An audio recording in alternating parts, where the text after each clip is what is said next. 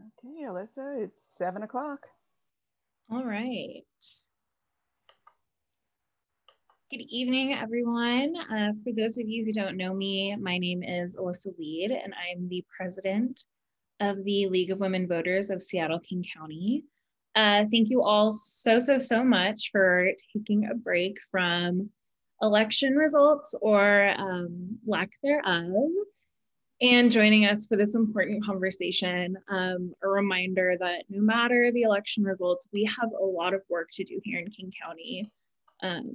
So I'm excited to get going. And as we get started, I want to go ahead and acknowledge the land where many of us are gathered today in Seattle and King County as the traditional home of the Coast Salish people. All of the tribes and bands within the Duwamish, Suquamish, Tulalip, and Muckleshoot nations. I'm actually in Los Angeles right now, so I'd like to acknowledge the Tongva, Chumash, and Quiche nations. Without them, we would not have access to this gathering and to this dialogue. And I ask that we all take this opportunity to thank the original caretakers of this land who are still here. For those of you who aren't in Seattle or Los Angeles, you can actually text your zip code to this really great service from a Canadian nonprofit called Native Land. And the phone number is 907-312-5085. And they will tell you all about whose ancestral land you are on. And it's a really awesome program. So if you're ever traveling and don't know, it's a really fun way to find out. So in September, the League held a forum to discuss Initiative 940, which was enacted in 2019. Also known as De-Escalate Washington, and we heard about the governor's task force on independent investigations of police use of force. So this evening, we are continuing this conversation on policing, and we're joined by an all-star panel of activists and experts representing experiences in law enforcement, academia, journalism, and local and state government. League members and anyone who registered for this forum via Zoom received an article from our League periodical, The Voter, titled Policing Best Practices and Calls for New Reform. A link to that article has also been copied into the chat if you missed it. Our goal for this forum is to understand and define what best practices in policing are according to different perspectives. We'll also educate viewers about established and proposed practices, understand barriers to implementing new police practices, and discuss next steps. Our moderator for tonight is Dr. Alexis Harris. Dr. Harris is the presidential term professor and professor of sociology at the University of Washington. Her work has spanned the criminal justice system, including juvenile justice, case processing outcomes, and monetary sanctions. Her research is centered on issues of inequality, poverty, and race in the US justice system. Her book, A Pound of Flesh, Monetary Sanctions as Punishment for the Poor, has received wide acclaim from the New York Times, NPR, The Nation, The New Yorker, and the Los Angeles Times. Dr. Harris has been appointed to serve on several federal advisory boards, including the Office of Justice Program Science Advisory Board and the National Task Force on Fines and Fees and Bail Practice. I was told to slim down the bio, but it was also impressive. I decided not to, so sorry, everyone. She's also the chair of the Washington State Advisory Committee to the United States Commission on Civil Rights and was recently given the University of Washington's Distinguished Teaching Award, which is the school's highest teaching honor. Dr. Harris is a native Seattleite, having graduated from Garfield High School and attended the University of Washington. Go Dogs! Dr. Harris, thank you so much for being here with us tonight. I'm excited for you to share your knowledge with us. And with that, I will go ahead and turn it over to you. Great, thank you so much for the nice introduction. I appreciate it. And thank you for the invitation to moderate this panel. I'm very excited to be in the presence of people who are on the ground and engaged in creating real change for our communities. So my role is to help facilitate the conversation. This is not a debate. This is a discussion. The aim is to educate us, to help us think about the different dimensions related to policing nationally and locally. I will ask questions and give panelists an opportunity to challenge other people's points of view if they want, or build on other people's points of view. Unfortunately, we won't be able to give every panelist the exact same question, but we'll be sort of submitting a couple different questions to each of them. If you have questions at a certain point, we will turn to trying to address them. So if you're on Zoom, please put the question in the Q&A, not the chat, but in the Q&A. That's the box that I'll be looking at. And if you're watching on YouTube, please put your question in chat and someone will shoot them over to me through the Q&A. So that's the format of our discussion, and I'm going to call on each panelist and they will briefly introduce themselves. So we'll start with Monisha. Thank you. Thanks so much, Alexis, Dr. Harris. My name is Monisha Harrell, pronouns she, her. I am the board chair for Equal Rights Washington. I also served as one of the co-chairs for Initiative 940 De-Escalate Washington, and have just completed my small stint on the governor's task force for independent investigations that will produce legislation for the 2021 session that will require completely independent investigations for all lethal use of force deaths that would occur in Washington state. And just thrilled to be a part of this project here today. Thank you so much for having me. Thank you for being here. Ms. Monica Alexander. Thank you, Dr. Harris. I really appreciate the invite to be here today. I work at the Criminal Justice Training Commission as the Deputy Director. I am recently retired from the Washington State Patrol as a captain after 23 years. And it's really an honor to be able to continue to work in the law enforcement arena in a different capacity. I'm always learning, and it's been really wonderful to work with Dr. Abe and Dr. Harris to get your book and start working with you and just seeing law enforcement from a different lens. And I think that's really important.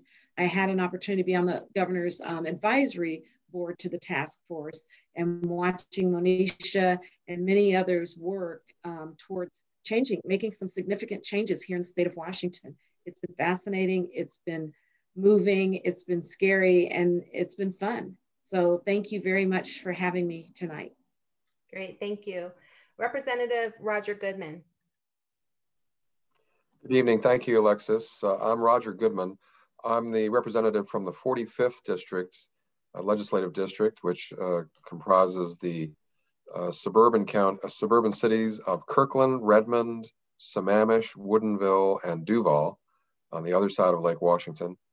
I'm a longtime League of Women Voters member and proud to be here tonight. I'm just finishing my 7th and was just re-elected to my 8th term in the legislature, so I guess I'm long of tooth. I chair and have for many years the Public Safety Committee, which has jurisdiction over our criminal legal system in the state. Also sit on the Civil Rights and Judiciary Committee, one of the few lawyers in the legislature, believe it or not. So kind of looking out for the judicial branch and working particularly intensively on bringing justice back to our justice system, and thrust right into the middle of this policing reform effort, and also engaged in a long-term effort to reform our criminal sentencing system.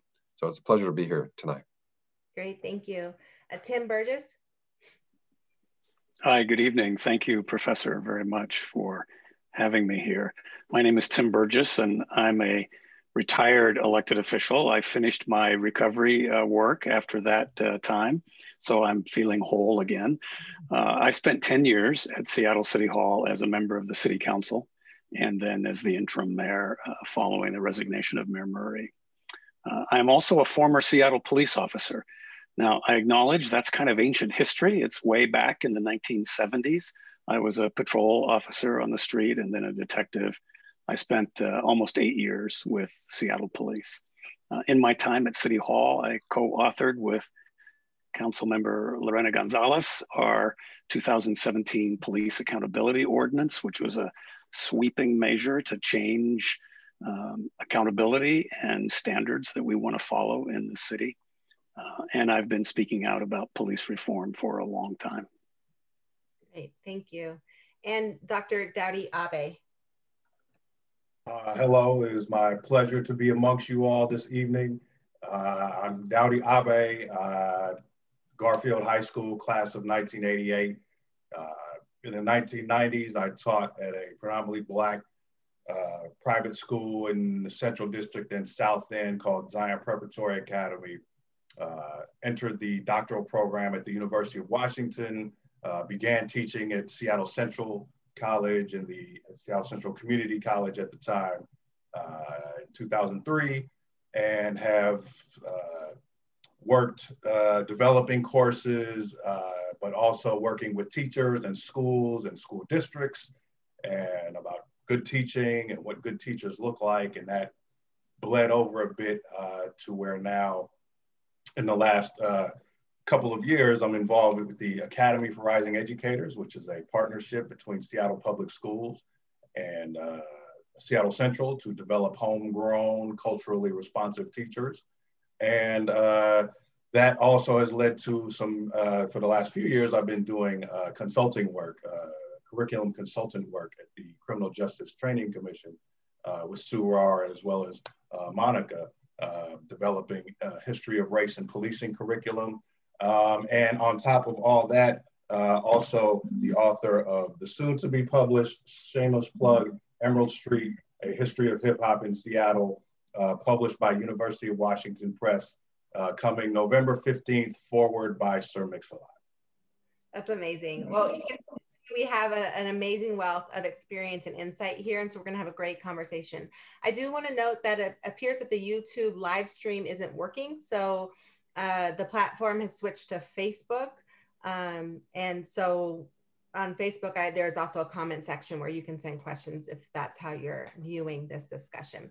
So actually, the one question that I am going to ask to all of you, and then I'll call on you so we can, there's not awkward pauses. But the first question is, what experiences have most shaped your views on police practices? Monisha, I'll send that to you first. Yeah, it's an interesting question. I think there are two quick things.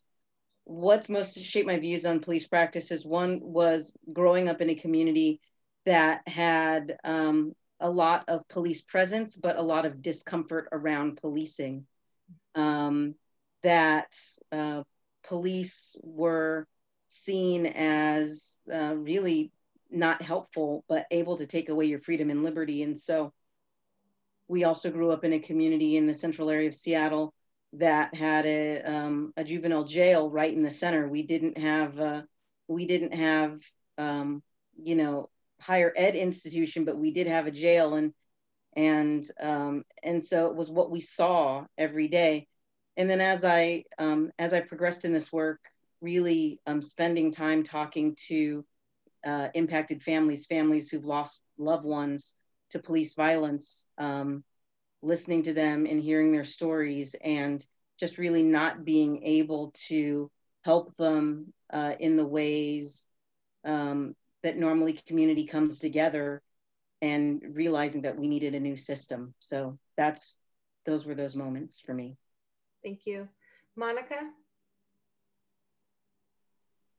So I find mine to be really kind of complex, because growing up, I worked in and this is going to sound very cliche-ish, so I'll apologize, worked in a donut shop, and a lot of police officers came in often, so I had a good relationship with the police.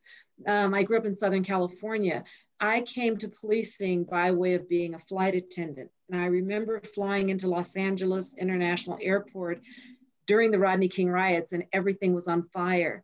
And I couldn't believe what I saw. I couldn't believe, once I got to a television, saw what was going on, I thought I wanted to change my life, because I wanted to change my community.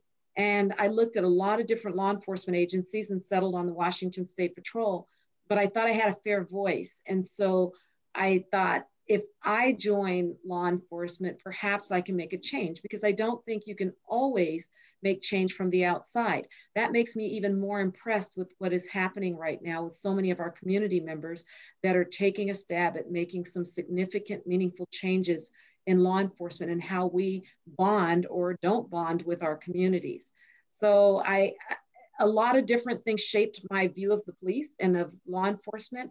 I will always be proud of the career that I had in law enforcement, because it never left my heart or my mind that it was all about the community that I served. I never forgot that I was there to serve my community. And that made me, I always say, get out of law enforcement intact, mind, body, and spirit, because I love the people and the people seem to love me back. And so it was a match made in heaven. I know that's not how it always is, but I think it can be that way. And I won't stop working until, well, I will stop working at some point. But right now, I want to stay in the game on some level. Thank you. Representative Goodman. So as a white male, I've lived a life of privilege compared to others. And my personal interaction with police has never been troublesome. As a matter of fact, it's been too lenient, particularly in my adolescent years. So my experience and learning about policing really has been secondhand or thirdhand as a policymaker, as a lawmaker. I found myself right in the middle of the tough negotiations on Initiative 940, a language that we crafted to improve and strengthen Initiative 940 that we got through the legislature. And that negotiation process brought police together with community members and so forth. And I saw an evolution in the beginning when I held hearings on this topic back in 2014, when Michael Brown was killed in Ferguson. Police were obstructionist and defensive at best. And I've seen an evolution, maybe because of political pressure, maybe because of a slow transformation of policing state of mind. So my experience of policing has really been kind of on the policy level, not personal interactions. And then of course, the shock and horror of witnessing egregious police misconduct across the country has affected me and motivated me to work in the political sphere on this issue. Thank you. Tim. My experience on the street as a patrol officer obviously gave me a lot of exposure to what the police do. Like Monica, my experience back in the 1970s was by and large very positive. And I look back fondly on those years and the opportunity to serve. More recently, as an elected official, crafting policy, crafting legislation, but perhaps most importantly, being out in the community, in neighborhoods all over Seattle, attending community forums and discussions, both at community centers, in the faith community, at churches and synagogues and temples, at community centers, wherever, and just listening to people. That's a major part of being an elected official, is to listen and seek counsel from a very wide array of folks. So those things are what shape my view. My own personal experience, I think, gives me a unique perspective, perhaps, or at least somewhat unique. But what Roger said is really important. In this day and age, we all get to experience what it's like to be a police officer because we can watch body cam videos, or we can watch videos from smartphones that bystanders take. And you just cannot deny the impact of that on your thinking about what is really good policing that helps keep people safe. Thank you. Dr. Abe? So I seem to remember being young and the police at that time, Seattle police at that time, I remember cars, like Sonics cards. I think they would hand out like Sonics cards, Seahawks cards, kind of, you know what I'm saying, player cards, that kind of thing.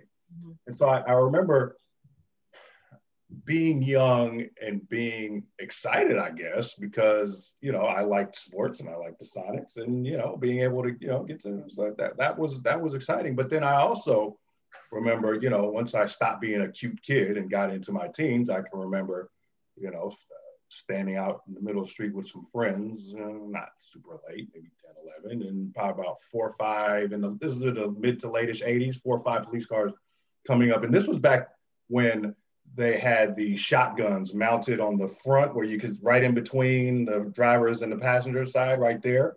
I remember looking down the barrel of one of those shotguns and just for no reason. I mean, we were just kind of standing around talking. And so there's kind of the disparities in experiences there. But then I also have a son, and he is now in his 20s, and this is probably about 2 or 3 years ago. He was playing college basketball in a small town in Idaho, where it's kind of like the only game in town. He'd had his picture on the paper a few times. And so it's kind of knowing who he is. And there was a specific time, it was in the off season, but during the summer, when he was working the basketball camp. Most college programs have a summer basketball camp for local kids, and he was one of the camp counselors. And he was done for the day. As he was walking home, he was pulled over walking home, sat down on the curb with about 2 or 3 other squad cars, and just kind of made to sit on the curb in handcuffs because he fit a description as these parents were coming to pick up their kids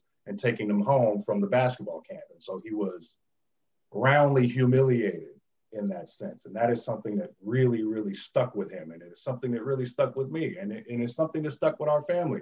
You know what I'm saying? My mother's a white woman from Wisconsin, and she was outraged by this. And she and one of her cousins from Wisconsin wanted to, write a sternly worded letter to the department.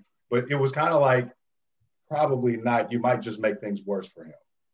And so it's a variety of experiences. And I feel just kind of similar, just in terms of within the last several years, I've been unable to keep watching all of the Black death that has been caught on cameras at the hand of police. It's become too much for me.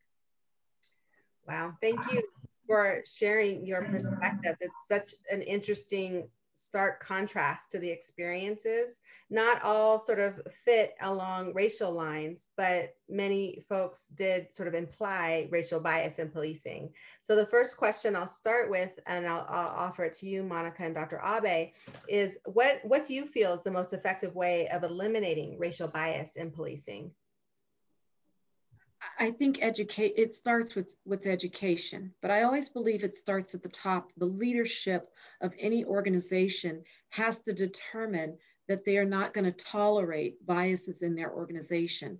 And I think that comes with training. It comes with living that experience and making sure that when something comes to your attention, you can't brush it off. You can't blow it over like that's just a one-off. You have to address it. And you have to address it in a way that people are willing to, law enforcement internally, are willing to embrace this, because we lose the public's trust, we lose the game. We cannot do our job without the people supporting us. And I think we're seeing that right now, that, and that's always been the most important thing to me, is having that public trust. Because if you can't talk to your community, I mean, there's over 7 million people in the state of Washington. There's 11,000 police officers, just under. Who's going to win? The people are going to win. And we're here to serve them. We work for them, right?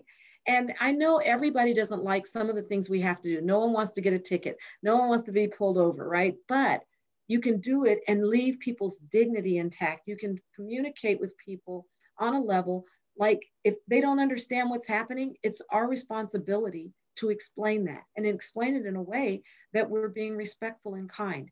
And so I don't think that it's unheard of to do your job with respect and kindness. And I think that until we start saying we will not tolerate people being treated unfairly, again, from the top and all the way down, it's a culture that we create. And I believe that we can win the public's trust back, but we have to work at it. And we've got a lot of work to do. And I'm embracing that work.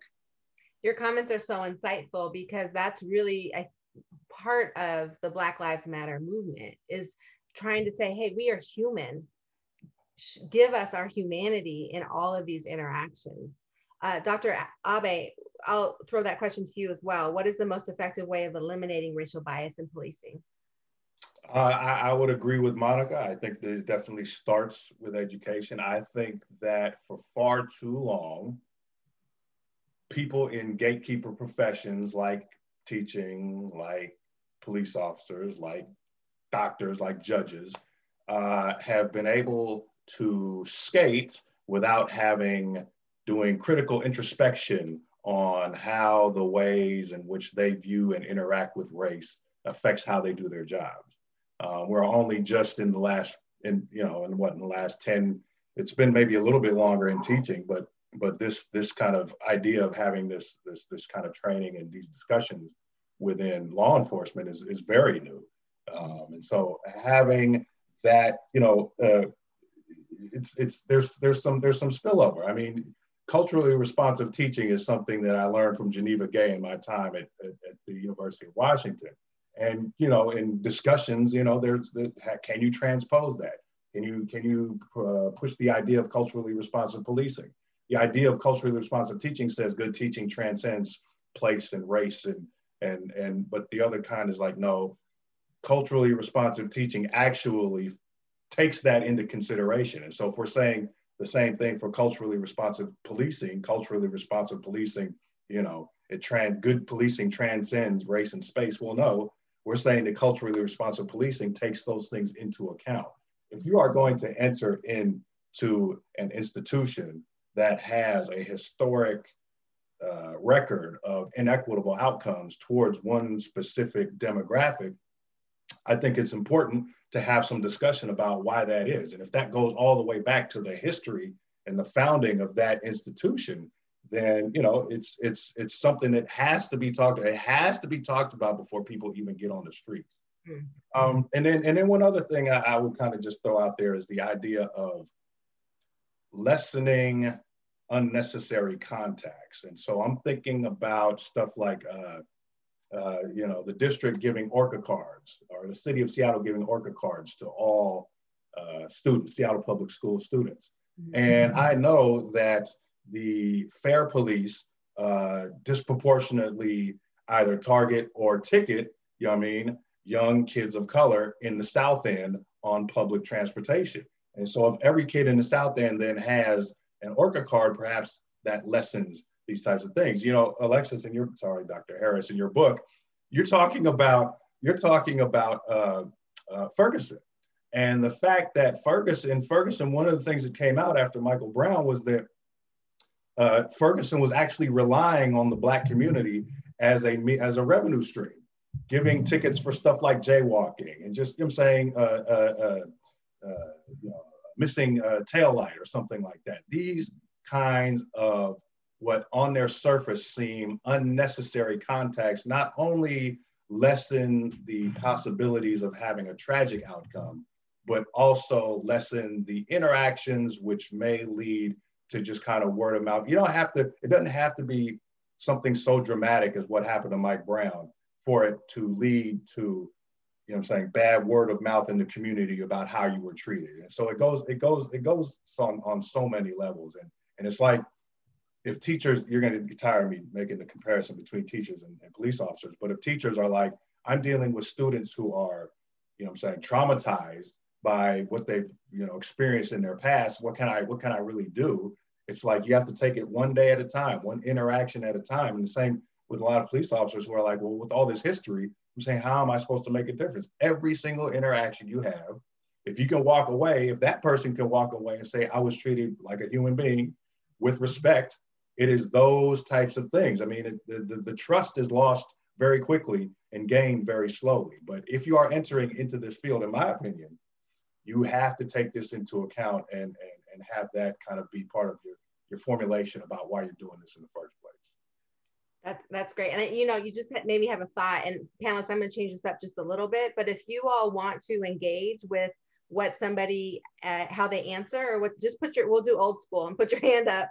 and then I'll call on you so we can have a discussion if you want to engage that way. But Dr. Abe, so you referenced my research. It's about monetary sanctions, the fines and fees that really allow the police to cite people and also surveil them due to warrants related to non-payment. And so that's one, in a way, policing practice that can lead to differential treatment of racial and ethnic groups. And completely unnecessary. I mean, unless you're saying you're relying on that revenue as part of your city budget. And clearly many jurisdictions are. I mean, and also the Washington state statute that governs this clearly says one of the three aims is to recoup some of the revenue costs related. But then how can we, and I'm going to throw this question to Tim and Monisha, what do you think defines good policing? Can you give an example of current policing practices that don't fit the definition, or examples of policing practices that could fit the definition? Monisha, I'll go to you first. Great. So what I would say is what makes good policing is not policing out of fear.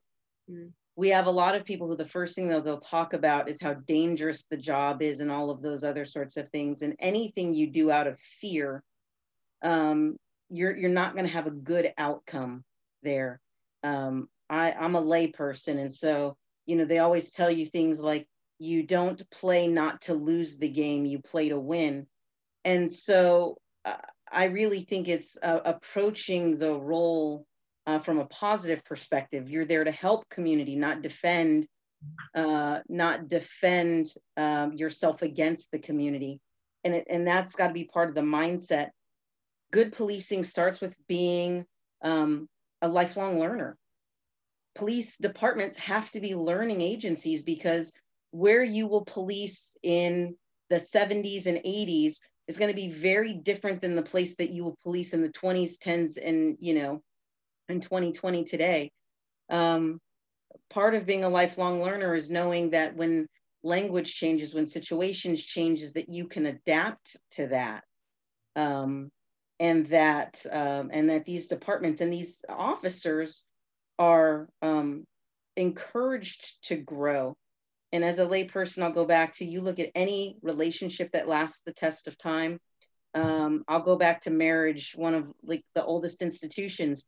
The marriages that work are the marriages where the couples grow together, right? You're not the same person when you start your marriage that you will be in the middle and near the end.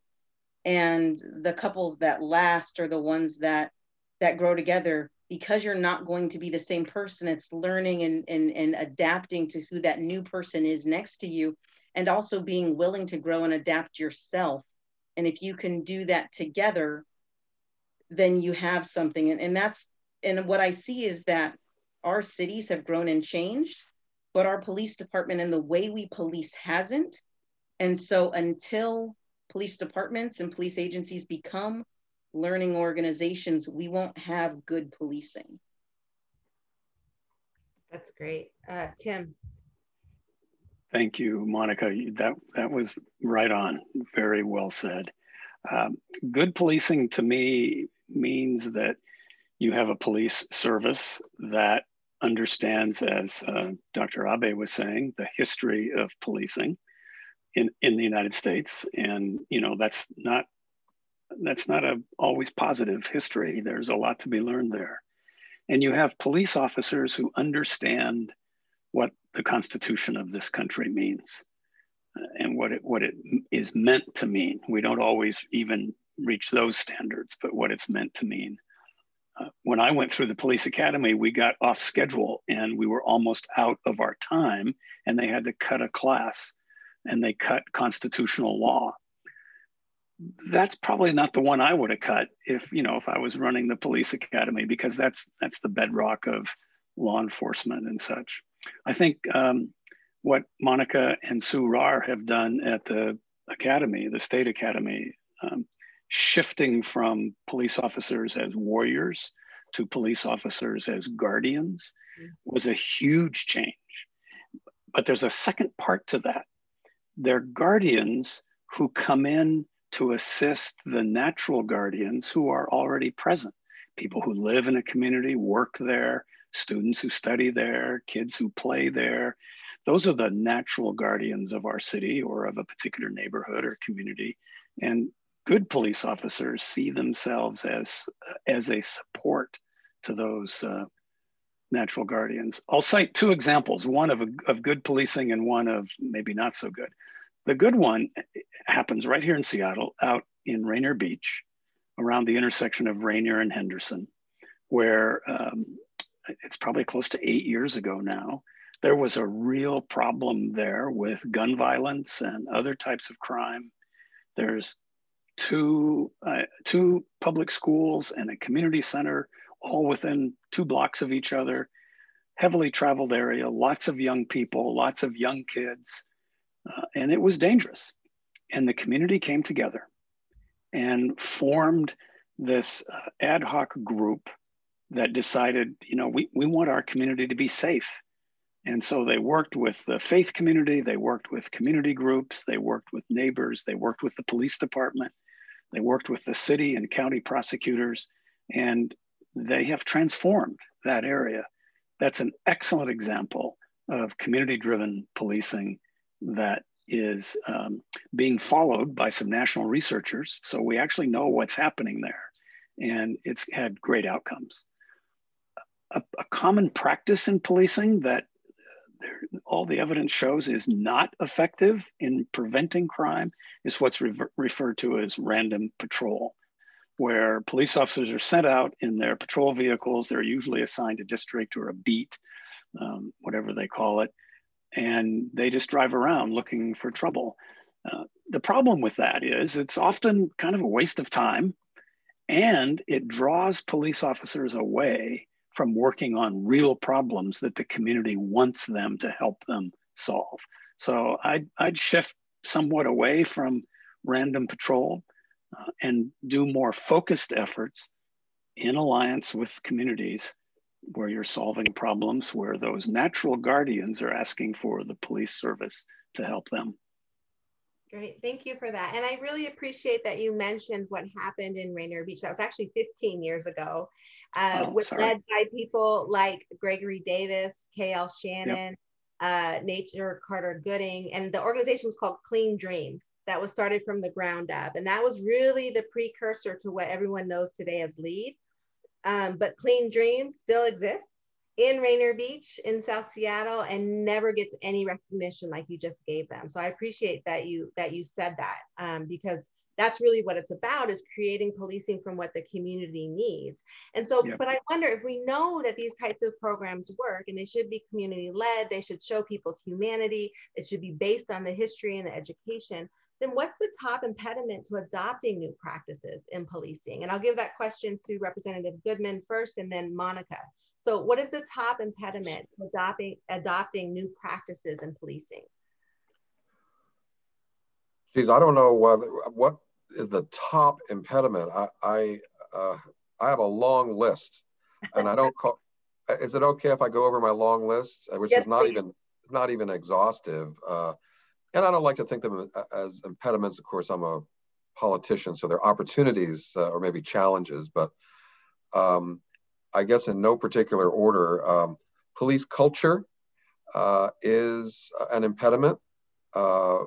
This so-called thin blue line where officers will protect one another, even if they commit misconduct, that's beginning to change. We intend to legislate this, as a matter of fact, to create the affirmative duty for an officer to report the misconduct of others or to intervene when they either see or know about a misconduct of another officer, so that the culture will change where you're not, it's not bad to snitch on your fellow officer. In fact, you're reporting the misconduct because you're upholding the profession. It's a very different way of framing policing. So there's still police culture. I have to say the older generation, like myself, I'm of advanced age, are beginning to retire. This is anecdotal, but as I speak to the recruits at the Criminal Justice Training Center, where Monica is the deputy director right now, these millennials, the new up and coming recruits have a different sense of justice.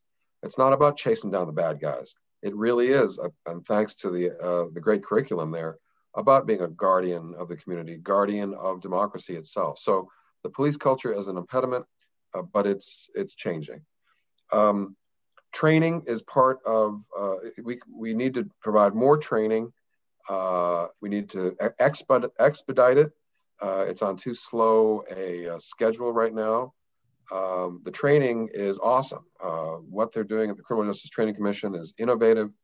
It's a showcase for the nation. It's really for about 21st century policing, including implicit bias training, procedural justice training, which is a very important concept, and then training in use of less than lethal means of force and so forth. But there's not enough of it, and it's not happening quickly enough.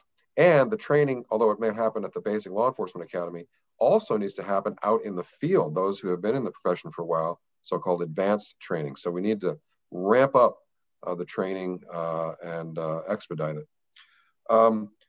In my arena, at the Capitol, there are always political and legislative obstacles. We have a raft of legislative measures that we're going to be considering in the upcoming legislative session. It's a top priority. Despite the logistical challenges of holding a virtual legislative session, this public health crisis is not going to allow us to meet personally at the Capitol. Nevertheless, other than balancing the budget and dealing with COVID-related matters, police reform is a top priority, and we're going to act on it and leave a lot of other matters on the shelf, but police reform really is going to take up a lot of our time. However, with each of those measures, there are going to be some obstacles. And some of the parties are going to have their hair on fire and sort of hell no to some of the proposals and so we're going to have to do negotiation, bring the stakeholders together. We didn't think we could come to an agreement on Initiative 940 related to use of deadly force, and we did, because we built relationships. There were cool heads at the table, and we brought everyone together. So I'm hopeful that those obstacles can be overcome, or those challenges can be met in the legislative process. We don't have enough information. I think this may be the biggest obstacle. There's no data. We don't know the extent. We do have a sense of it, and it certainly would be borne out as we collect the data of racially and ethnically disparate stops and arrests and searches and uses of force. And so legislatively, we're going to respond to that and mandate a public database where anybody can log on and media, the public, to see right away what's going on out there. It'll be a police activity database, which California has just mandated statewide. Software is all up and running. So we'll know about stops, we'll know about searches, we'll know about arrests, and we'll know about use of force. And so that data is really important, but we don't have that yet. So that's an obstacle to sort of exposing what the excesses are so that departments can diagnose and adjust their practices. And then we, on a policy level, can see the extent of particularly racial disproportionality in policing. Funding is always an obstacle. There's always never enough money for anybody. But I believe that we're going to summon the political will in the next legislative session to provide the funding for the Criminal Justice Training Commission to greatly expand their role in decertification of officers who engage in misconduct, ramp up the training, as I said. We need funding for body-worn cameras. There's only a few number of departments. It's not mandated statewide. I don't think we're ready to mandate it statewide. We also have privacy issues to deal with there. But the funding, particularly data storage, the storage of the footage is very expensive. So there are funding impediments. I guess the overall sort of the macro picture is that we need to reimagine public safety. We hear about defunding the police. It's really about relieving the police of assignments we've given them that they cannot accomplish. We've relied on the police to end racism and to end homelessness and to end mental illness and to end juvenile delinquency. And that's not what the police are supposed to be doing. But what's happened because of structural racism is we have disinvested, deprived communities of color of opportunities in education and housing and healthcare and employment and financial opportunities, and all that's left are the police. And so that is probably the major obstacle, is the need to invest, to reallocate resources so that the answer to a problem in communities of color is the same as the answer to that same problem in my communities of affluence here in the Seattle suburbs. So we have a long way to go there. We take a look at, think about the micro perspective. Law enforcement officer in communities of color sees instability and social dislocation and crime and thinks, oh, these people commit crime. No, it's the macro perspective that they need to understand, and we do too, that structural racism causes crime. It's not the people motivated to do it. It's the forces at play. And part of that, I think, is historically the war on drugs. I'll finally say that the war on drugs, which, as you know, is the proxy to Jim Crow and segregation, which succeeded lynching, which came after slavery. I mean, we're talking about 400 years of subjugation and marginalization and torture and slavery and death, really ugly history.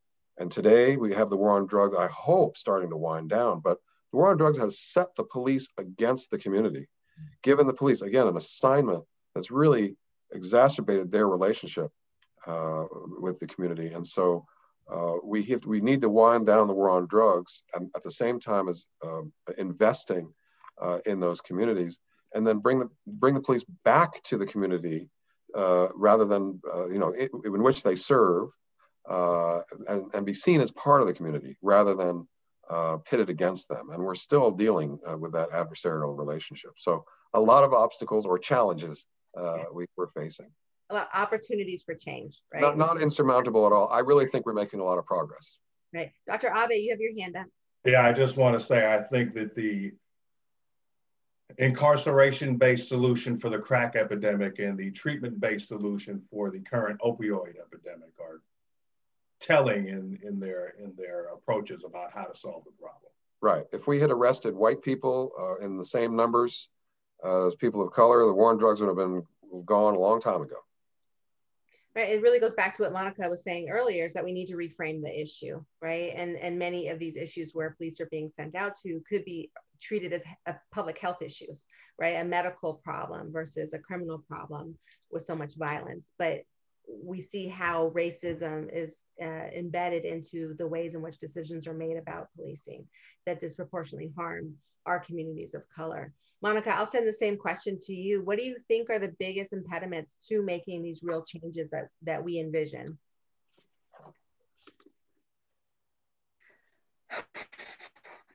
It is an exhausting list because I feel like it's people in to help us make these decisions. We are making large decisions in a police culture for our communities, when we really should be including our communities in the decisions that we're making on how we're policing.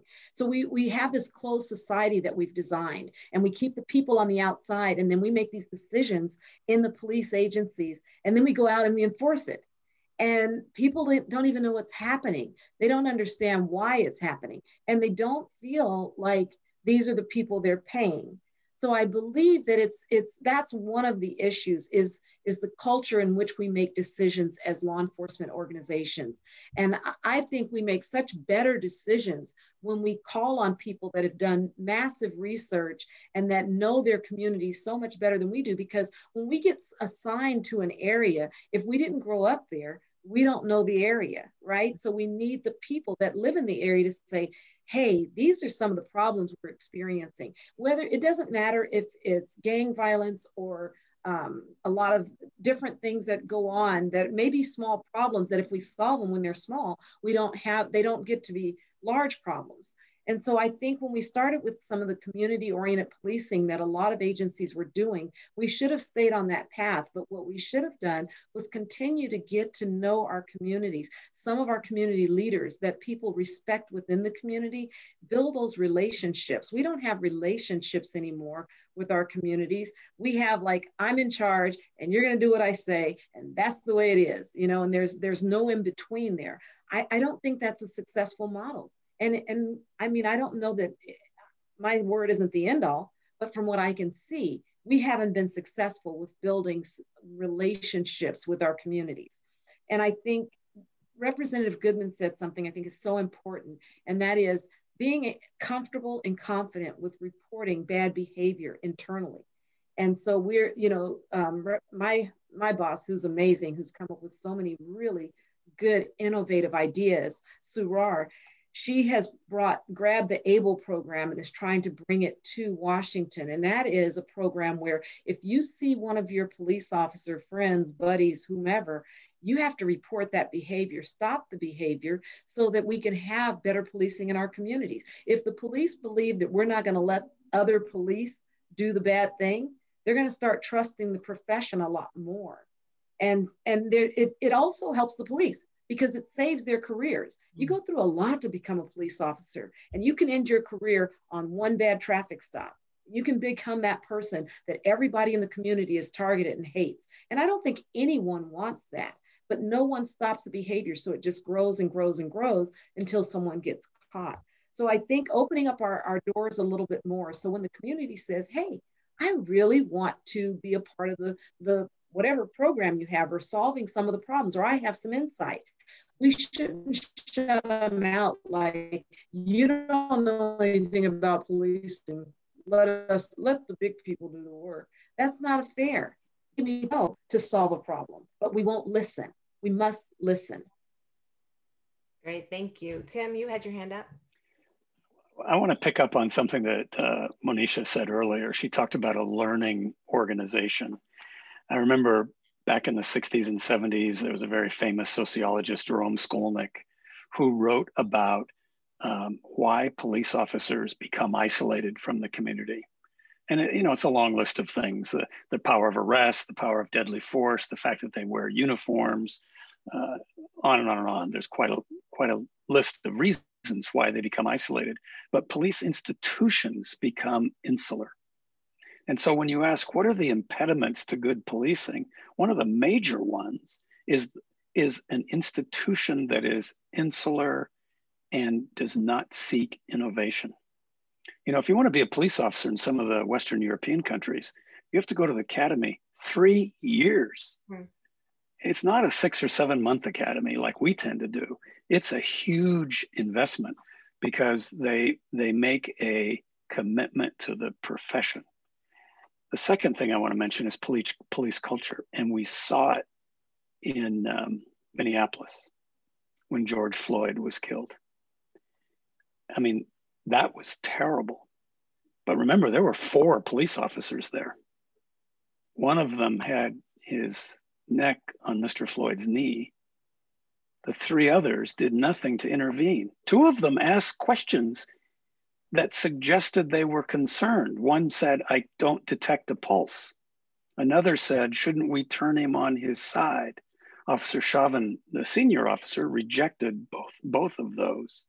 But the culture of the Minneapolis Police Department blocked those 3 other officers from saving Floyd's life. I think that's why that incident has resonated so well across the country. And that speaks directly to police culture. So we need a lot of institutional changes in police agencies, and we definitely need a cultural change. Roger's idea of requiring data, there's studies from back east that show when use of force data is shared openly, use of force goes down. Because police officers are human. They know, hey, somebody's watching, they're tracking, they're measuring things. And what we measure signals it's important. So I hope you really pursue that, Roger, because it's really important. Dr. Abe and then Representative Goodman. Well, I was actually going to save this for the last question you were going to ask, but since the question of culture has come up, I was out at CJTC, I think it was in August, when we had some guest scholars out there. We were kind of debriefing around the table during lunch. And this was all veteran officers. And I was curious as to what would have happened if one of the other officers on the scene in Minneapolis that day would have, after a couple of minutes, went up to dude and been like, "Okay, we got him, let's put him in the car."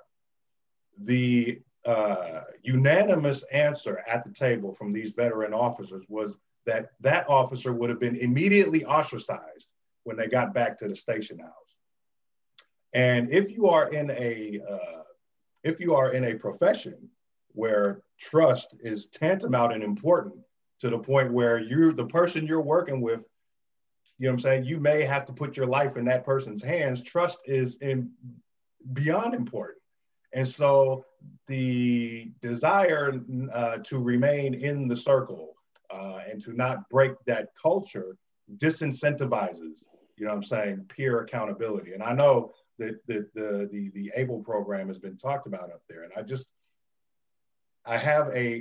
I think it's going to take some time for that culture to change to the extent where, you know what I'm saying, we remember like in the 2000s when there was that big thing on the streets about people wearing the stop snitching t-shirts and that whole kind of thing about people not in the communities not talking to the police. Well, we have to remember and act like, and it's been mentioned here tonight, we can't act like there is not an equal and equivalent dynamic that happens within the police department, that whole thin blue line thing. And so the disincentivizing of peer accountability is something that is in my opinion anyway, very, problematic when you're talking about how to change and bring about a shift in culture. And also we know that culture does not necessarily change overnight. So it's a drawn out process. Right, but I do want to push back just a tad, and then we'll give it to Representative Goodman to sort of support what Monica was saying. We know culture is hard to change, particularly amongst police. But if you remember, a week or two after Mr. Floyd was killed, and we watched that, there were uprisings in the Seattle streets. And I don't know if you all saw that one video footage of a SPD officer with his knee on a protester's neck on the ground, and the fellow officer tapped his knee and moved it away.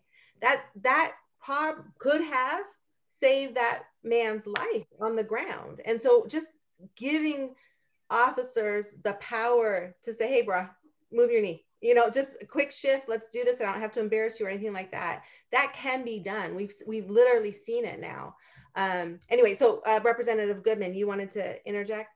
Yeah, on this police culture, the police culture will change, I believe, for the better in response to the national conversation underway, in response to the great training that they're providing, Criminal Justice Training Center and the new younger recruits. But on the state level, we can legislate almost culture change by creating affirmative duties under law, that you have to report the misconduct of others and you have to intervene, because if you don't, you lose your license. It's going to be a trigger for the decertification of officers if they don't meet those affirmative duties. And so accountability under the law is so critical to put in place, because you can be trained all day and all night, and you can prohibit this and you can require that. But in the end, we have to have those mechanisms in place to take away the license, to decertify those officers that engage in misconduct. So we'll be able to change the culture by creating expectations of law enforcement. They're going to be held accountable. And I think that's going to be a very important piece to put in place. Monica, you had your hand up. I just wanted to say quickly, I spent 3.5 years in internal affairs at the State Patrol, and a lot of our complaints came from internal sources. So that means police officers reporting bad behavior and things that happened out on the street. I was really proud of that because it said we don't want our agency to have these bad things happen. And one of the reasons is because we had a policy. If you knew of something that occurred and you didn't report it, you could find yourself swept up in the same exact behavior, as well as discipline as the person that was committing the act. So I think there's a lot to know that on the outside looking in, it seems like that never happens, but it happens, and it can continue to happen. But again, I count on the people at the top leading the organizations, and that doesn't mean just the chief, but the captains and lieutenants and the people that are leaders that don't have stripes or don't have bars on your shoulders or stars. You have to be a leader to be a police officer, because you have to protect the profession. I love what Representative Goodman said earlier. It's more about protecting the profession. And we all, no matter what color your uniform is, green, blue, dark blue, light blue, people see a police, you're just a police. And so we have to protect the profession as a whole. Thank you for that. Let's move to be a little bit more specific and really name what we're talking about. And that's police excessive use of force. And I love that the Washington State Legislature is going to move to create, obviously I like data, right? And allow more real-time access to data for individuals to do these analyses. But we know, I had colleagues that recently published a paper that found nationally 1 in 1,000, they calculated a lifetime risk of being killed by the police for young Black men.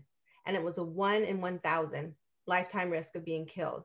They said that for young Black men today, aged 30 to 35, being killed by police is one of the leading causes of death. So we know that excessive use of force by police exists. But how do we define it? How should we define it? How can we study it and understand it better? I'm sorry, I was going to give that question to 3 people, Monica, Monisha, and Representative Goodman. Monisha, I kick it to you if you're comfortable with that. Yeah, absolutely. So this is where we get into this problem of racial bias across our systems, right? And quick examples. more Black women die in childbirth because doctors don't believe their pain. Black people are more likely to die of medical complications and have medical complications because doctors don't treat them. They don't trust that they understand and know their symptoms and know their own bodies. This is the same thing when it comes to policing, this racial bias, and we have to address this problem in the country, right? We live in a great state that still has problems with racial bias, but in this country, we have to address this issue. But we see Black and brown bodies as the reason our kids get over policed is because they will show pictures of young Black children and people think that they're older than they are, right? They think that there's higher levels of tolerance for pain. They, and it's all within the box of this dehumanization of Black and brown people. And so when we're talking about excessive use of force, they see a Black body as a weapon. And so how are you going to treat something that you're approaching, and the way you're approaching that person is not as a human, but I'm approaching a weapon. I'm approaching something that is deadly. I'm not approaching flesh. I'm not approaching flesh and bones. I'm approaching a weapon. And so we have to address that first. We have to, and people think, well, but I don't want to talk about that. That makes me uncomfortable. I don't want to admit I have bias. We've had a lot of conversations with law enforcement, especially over the last few years. And the minute you start to talk about race, they get very uncomfortable and they don't want to talk about it anymore. Even in small group settings, they don't want to talk about the history of policing. They don't want to talk about, they don't want to even admit that it has roots in racism, right? If you can't talk about it, if you can't address it, you can't ever face it. And that has been the problem of our country to this point is we ignore it, we ignore it, we ignore it. We put the Band-Aid on it, but we leave the infection under that Band-Aid till it gets to the point where now you've got to amputate, right?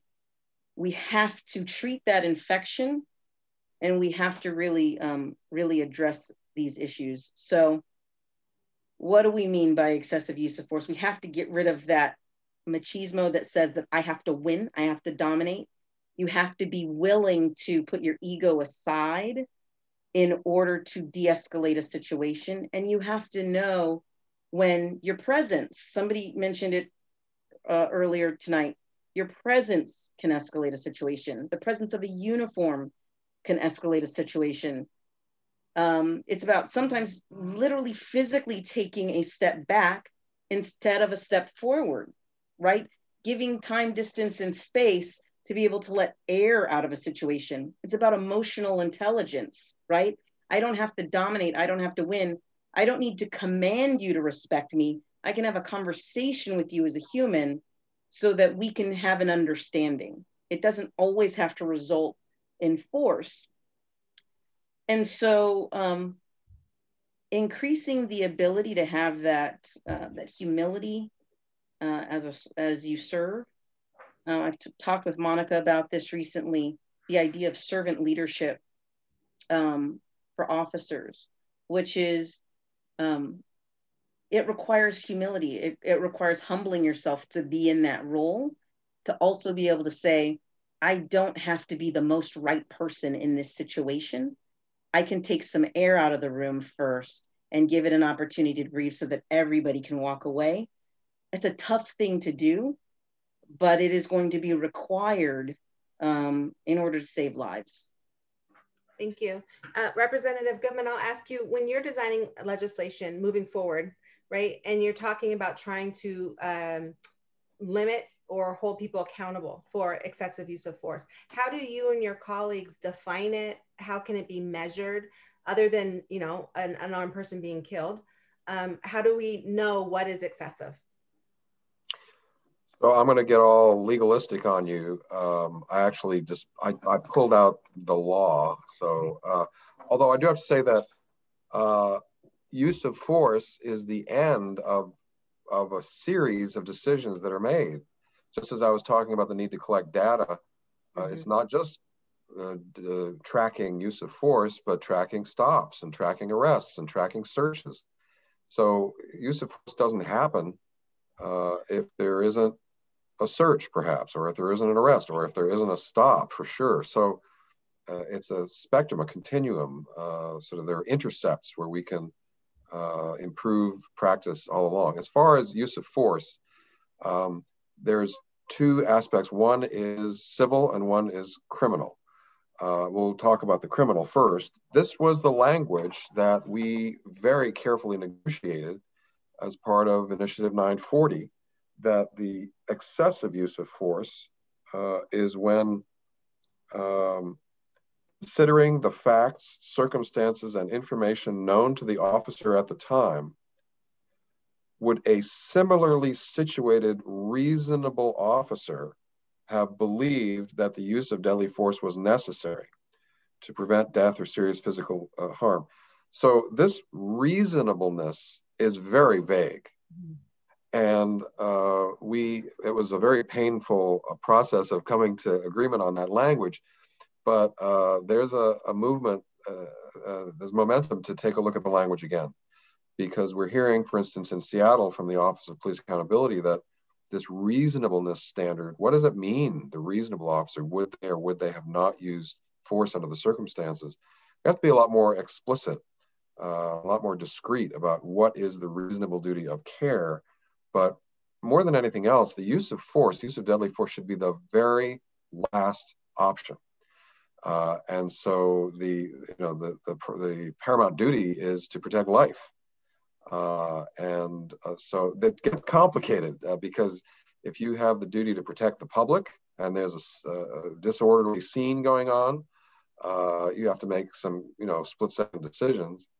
And so, for instance, during the demonstrations, when 90+% of the demonstrators were peaceful, there were some opportunistic vandals and troublemakers who committed violent acts, and the police responded because of their training in what appeared, on television to be very violent way. So it kind of looked like demonstrations against police brutality were met with police brutality.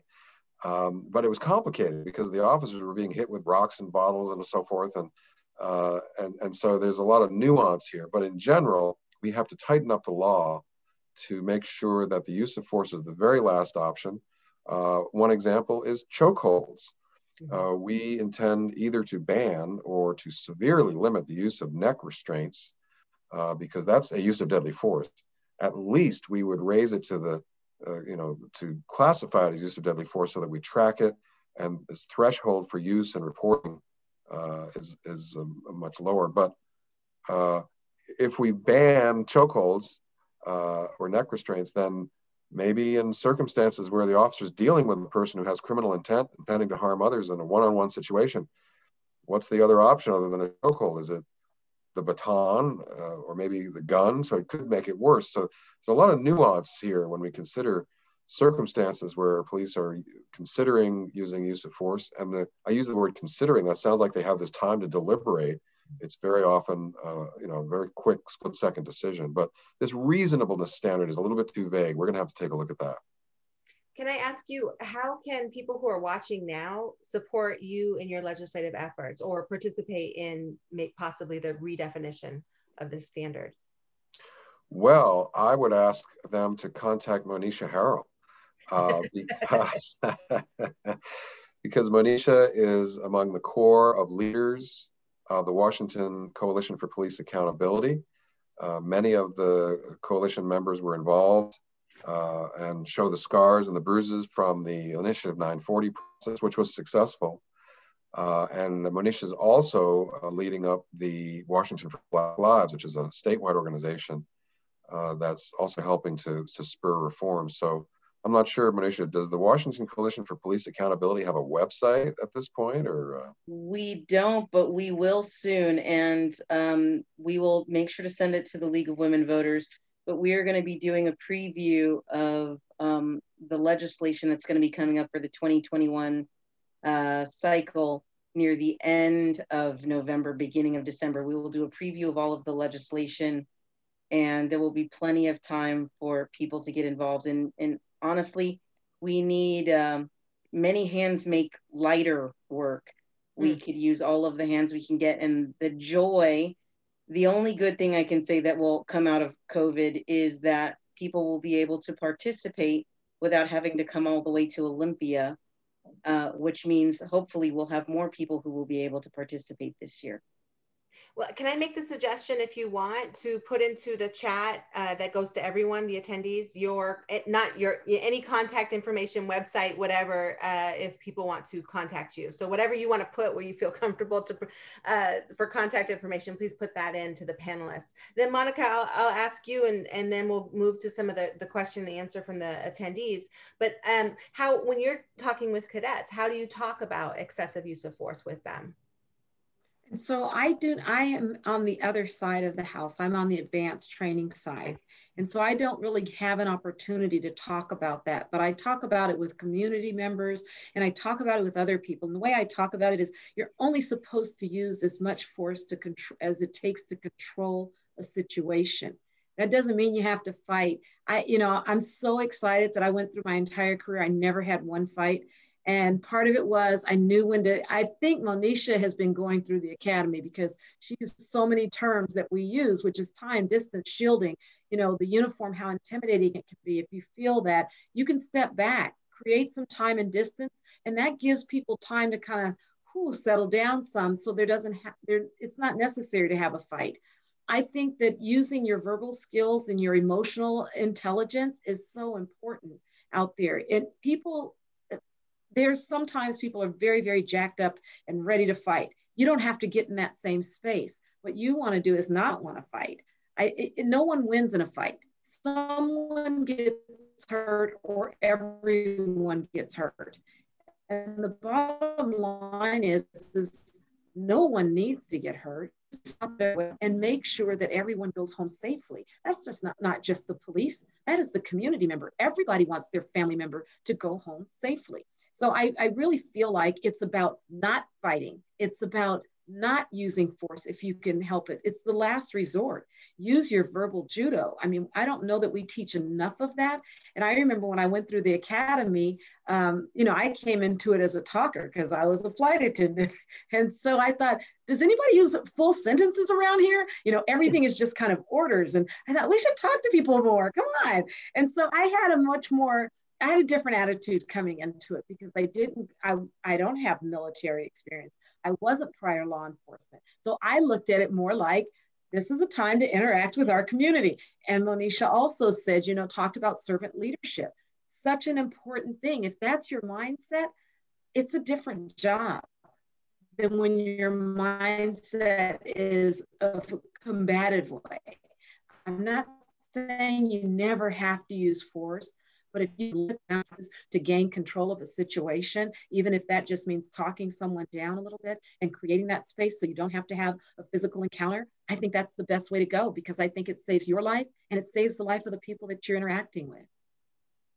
Great, thank you for that. We're going to move into the questions that the attendees have. And what I'm going to do is I'm going to say the question, and then the first two panelists who raise their hand, I'm going to call on you so we can kind of get through the questions, and maybe let's do it not sort of a little bit of lightning round, maybe 2 or 3 sentences response so we can get through some of these. So the first question, I'm not going to wordsmith, I'm going to ask them how people ask them. So how are we going to convince police unions to give up their siege mentality and begin to adopt an ethic of culturally responsive policing? Tim and Monica. Tim first. So I think the legislature is going to have an opportunity to do some of this in January. There's going to be legislation to enhance the authority of the Criminal Justice Training Commission to decertify officers who have engaged in misconduct. That's a critically important piece of legislation. There's going to be other legislation to take out of the collective bargaining process issues related to discipline. We have built into state law today that police officers can appeal discipline to private arbitration. And that often results in the police chief or sheriff being overturned and overruled. And then we need to adopt statewide use of force policies. So we have 940, and we have some legislation amendments coming about deadly force, but there's all kinds of other force that police officers use. And Seattle has a use of force policy that is a result of the federal consent order. It's working well. Use of force has gone way down. We should have a statewide policy on use of force as well. So I think legislatively, we need to curb the power of police unions a bit as it relates to accountability and discipline. And then we need to improve decertification authority by the state and have a statewide use of force policy. Great, thank you. Monica? I don't want to go too long, but I agree with what Tim just said. It is about decertification. That's a function of the Criminal Justice Training Commission. And we have to clean that law up so that we don't have to jump through tons of hoops to decertify someone that should no longer carry a gun and a badge. And I think it would help the profession tremendously. And I think it would help instill trust from the community to law enforcement. So the other part, I agree with all of what Tim just said. Great, thank you. Yeah, Representative Goodman. I'll have to jump in and agree that decertification, strengthening the ability literally to take the license away of police who engage in misconduct is absolutely critical. This actually lessens the need to intervene too much in the collective bargaining process, because let's say an officer is fired, arbitrates and was rehired, but in the meanwhile is decertified, they can go back to their job, but they're going to have to be sitting at a desk. They're not going to have a gun and a badge. So I'm a little bit apprehensive about setting a bad precedent and limiting the scope of collective bargaining agreements, even if it's only in the police space, because it could erode, just as collective bargaining is starting to make a resurgence now, which I think is an absolutely essential institution to our thriving economy. I'm a little apprehensive about limiting the scope of collective bargaining agreements. Ending the privatization of arbitrators themselves is a good idea, to put them on a state panel, much more regulated, so that they're not sort of biased for one party or the other. But decertification for misconduct, it really has to be strengthened, and that'll take the pressure off the calls to mess around with collective bargaining agreements. Do any of you think that the Seattle Police made any meaningful changes under the consent decree? Yes. Tim? Yeah, lots of changes. I mean, you read the original findings issued by the U.S. Attorney, Jenny Durkin at the time. That was a sweeping indictment of the police department in 3 areas. One was use of force.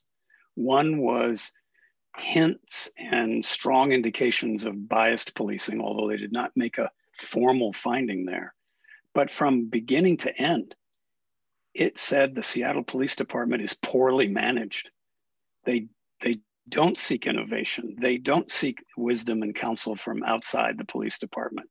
They don't have good data systems. They don't have good accountability. There's been massive changes in the police department for the better. Now, that doesn't mean that they're done either, but yes, we've come a long ways in the Seattle Police Department. Monisha.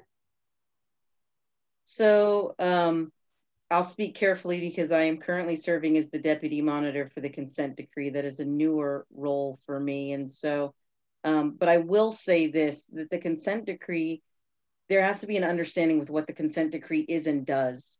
The consent decree doesn't mean that the department that leaves is the pinnacle. It means that they've now fallen in line with constitutional policing. You don't get put under a consent decree if things are fine. And so I have viewed the consent decree as when it ends, it will be the end of the beginning. There will still be a lot of work to do. The department that leaves the consent decree won't be the best it can be, but it will be significantly better than what it has been. And it will hopefully, from that, know the steps it needs to take in order to basically adopt a cycle of continuous learning and improvement. And so really the consent decree should be viewed as, you know, the end of the beginning in terms of reform and in terms of what it can be. Great, thank you. Another question, again, I'm just going to read it. Good policing starts with good people. Should the hiring practices be reevaluated and the type of people that are being hired be better educated, more brain, less brawn? Monica and then Monisha. Yes, I think we can look at our practices, our hiring practices, and what are we looking for? Like I said, a lot of and I don't think that's a bad thing that a lot of our police officers have prior military experience, but we can mix that up a little bit. We can look at college students, we can look at people that have other life experiences and communication and relationships with community, so that it doesn't all have to be about brawn. So much can truly be about, you know, people that want to be around people and people that are intelligent. Emotional intelligence come along with that. And I think that in emotional maturity, we have a lot of, you know, we always say this is a young person's job. It is, because of what we ask people to do: the gun belt, the vest, putting on extra 25 pounds every morning before you go to work, working long hours, working late times. All of that says, yes, young person. But I think we have to look at some of our more mature people that come into this profession. I honestly believe that helped me in my career tremendously, is that I brought a lot of life experience with me. And I was I was pretty mature when I started the work. And I think it helped me to see the public differently than I would have seen it perhaps at 21 years old. Great. Monisha. Yeah, so Senator Kuderer is also considering a bill this upcoming legislative cycle that actually looks at the data that we have available to us around use of force and what helps to have a better predictor towards a more successful career. So there's a couple things that we know. We know that the human brain doesn't fully stop developing and forming and growing until around 25 years old. And so we do know that there are some younger officers that may be at a disadvantage. And so their question has been raised as to, should there be a minimum age range around serving in law enforcement? Should there be an age range? We know the brain is still developing up until 25. Should there be a minimum age somewhere around 23 or something along those lines? We often recruit for law enforcement based on some of the tools that they may use. And I'm specifically referring to guns. So when you're recruiting from the military because you think this person already knows how to use a gun, you're recruiting based on one set of skills, but you're not recruiting based on some of the things that Monica has talked about around emotional intelligence. You're not recruiting based on other skills that they may have and should bring to the job. One of the best officers I know and have met was deciding between serving as an officer or serving as a teacher. And the reason they wanted to go into both was because they really wanted to help their community. And there's a certain humility in the way that they approach policing that is much different than somebody who has the mindset of, I want to keep law and order versus I want to help my community. And so I think that the way we recruit absolutely has to be different. We have prioritized recruiting from military service. And so, you know, when they're going and they're working in overseas in a war zone, and then we expect them to come back here and we give them a uniform and a gun, we're no longer asking them. Our communities do not need to be treated as if they are war zones. And so until we change that mindset, we're going to keep duplicating this problem over and over. Thank you. So I'm going to call, well, okay, go ahead, Representative Goodman. One important brief comment about militarization of police. First, if we are recruiting police from the military, they've been trained to kill, trained to dehumanize the enemy, and that's certainly not something we want in our police. But we have a Federal Department of Defense surplus program where police departments can get stuff for free, including like semi-automatic weapons and tanks and body armor and all sorts of stuff. Now, the majority of the equipment that they get is water bottles and sleeping bags and pencils and paper, so that's okay. But legislatively, we are going to prohibit the procurement of Department of Defense surplus equipment that's intended really only for military use. So that will help to demilitarize the police and help to reduce that intimidating presence on the street. Great. So I'm gonna,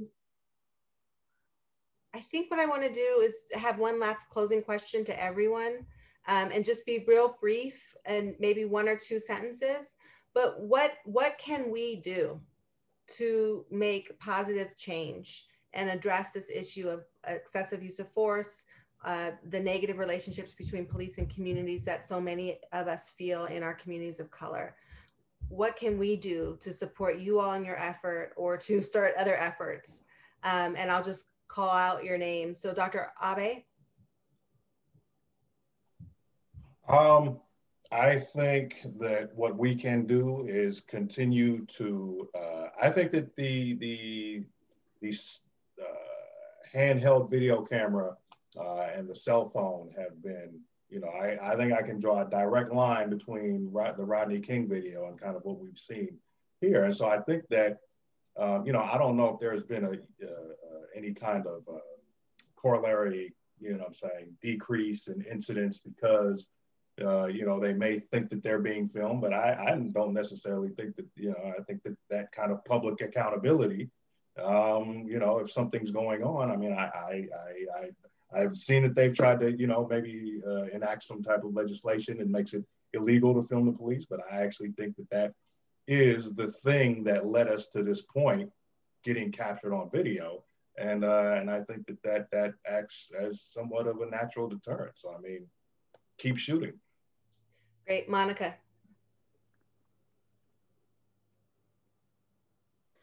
Continue the strong partnerships with the police. One of the things that I am so appreciative of is what Director Rahr has done at CJTC by inviting you in, Dr. Harris, by inviting Dr. Abe in. We had a couple of professors come from Washington, D.C. to spend a week with us to talk about critical race theory timeline and teach us about the history of race and policing. We have to get worse to that because our recruits, they might be kicking and screaming, but we're going to keep teaching. We're going to keep trying to make that connection between community and let them understand what a pound of flesh is really talking about and what that means to the communities. I honestly do take this book a lot of places with me and show it to the people in the academy because I find it to be so important that we aren't learning these things on the front end. And, you know, Jarrell and I, my colleague at the CJTC, we talk all the time about if we knew what fines and fees were doing to our communities, we would have thought about arrest a little differently. So we want that future of law enforcement to think about that. What you have done here is really incredible. And what Dr. Abe is doing with us and helping us develop our curriculum moving forward is so, so wonderful. So I just hope that you all will, and Monisha, stay available to us because we do need assistance. We want to be creative in how we teach that next generation of law enforcement. We cannot do it without you. So thank you very much. Thank you. Tim? I would say reach out to your state representative, your state senator, and encourage them to take bold, decisive action on police reform. That's step number 1. Step number 2, when you see police officers doing good things, and thankfully, most of them do that a lot, make sure you thank them and praise them. We should be lifting up those officers that are doing good work in our community. Thank you. Representative Goodman? So thanks, Tim, for foisting everything on us in the legislature, but you're right. Absolutely. You're welcome. Right. No, I mean, the Yeah. legislative session is starting soon. The demonstrations in the streets have wound down. There doesn't seem to be that acuteness, and yet I am still hearing from my constituents. Actually, my constituents in the affluent suburbs are not necessarily directly affected by over-policing or by use of force, but they have a social conscience, and they're continuing to communicate with me. So those of you who particularly know of legislators who might be shy or on the fence on these issues, light a fire under them, because you don't have to waste your time with me. I'm sort of taking a leadership role here and looking forward to enacting major reforms. But we're all exhausted after the last 4 years of sort of this nightmarish aberration in general. So, but political engagement is still going to be important moving forward now in this new phase. And so do contact your elected officials and tell them to work hard on reforms. Thank you. And Monisha. So for everybody who's watched this today, and I know that everybody has been working very, very hard, my urge to you is not to look away. That there are so many ways to make change. I always refer to the inside-outside game. I think about the civil rights movement, and I think about Dr. King, and I think about Malcolm X, and I think about Medgar Evers, and I think about James Baldwin. And the fact of the matter is they were remarkably different leaders that sat at a number of different tables, and that the movement was what it was because there were people fighting in many different levels. There were people in the street, as Representative Goodman said. We need the people in the street. So if you are one of those people who is comfortable protesting, continue to protest. There are people who will sit at the table and, their weapon is a pen and legislation. And I tend to be one of those people. If you have the ability, you might be shy or you might be an introvert, kind of like my wife. Well, she can write a letter and she can let her representatives and senators know the way she feels about certain pieces of legislation. We need all of those things because it's too easy to grow tired, to grow emotionally tired and weary of this fight, and then say somebody else will handle it. Because if that happens, then nobody has to handle it. Everybody looks away at the same moment. So if you're tired, it's okay. Take a break, take a step back, heal yourself. But do it with the mindset that you're coming back into the fight, right? Do it with the mindset that it's not a retreat, but it's a rest and self-care so that you're ready for the return. And I ask everybody to do that. Don't look away. When there is, when this time gets very tough, we are going to need all hands on deck. And if you need that break, take that break, but take that break with the mindset that you're coming back in for this work. Councilmember Tim is a really good example of that. He took the break he needed. He came back for the work, and we're so grateful for everybody who does this with us. I just want to thank you all so much for this amazing conversation. I appreciate your honesty and your openness. I think there are sort of three, if I can, real quick, take-home points. One is education is key. Education about the history of the criminal legal system, education about structural racism, education about education on contemporary data, on what's really happening in the streets. Two is really recognizing people's humanity, both police officers' humanity, but humanity of us in the communities that are being over-policed and surveilled. And then three is really creating real structural change. Someone said reimagining what public safety looks like and can be. And we're in that critical moment where we can do that. So thank you all so much for fighting and making these changes. I appreciate you spending your night with us, and I'll turn it over to Alyssa. Thank you. Thank you, Dr. Harris. And thank you, panelists. This was so great. I have so much to think about this evening, and so many books that I now need to read, which great. I'm so appreciative of all of your time. I know that right now feels like there's a lot of fires everywhere. Something that I like to remind my friends is that the revolution will be fought on many fronts, and I really see all of you bringing that to the table, and I love that. So thank you so much for sharing your expertise with us. We are so thankful.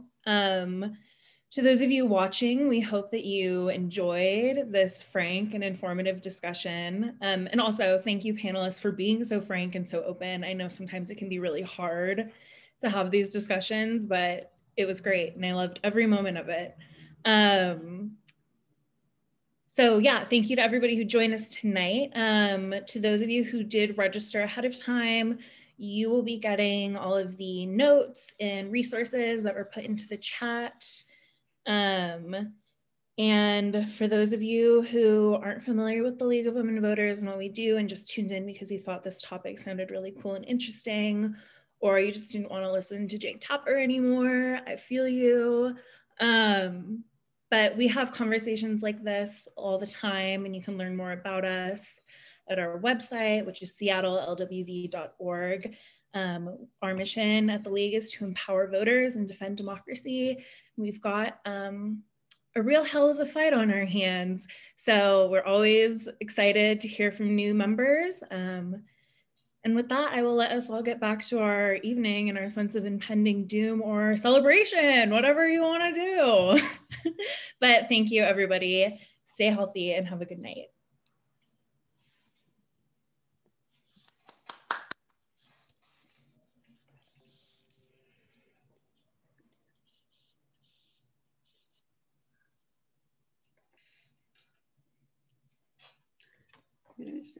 Are we clear? We are still here. Oh, we are still recording. Okay, cool.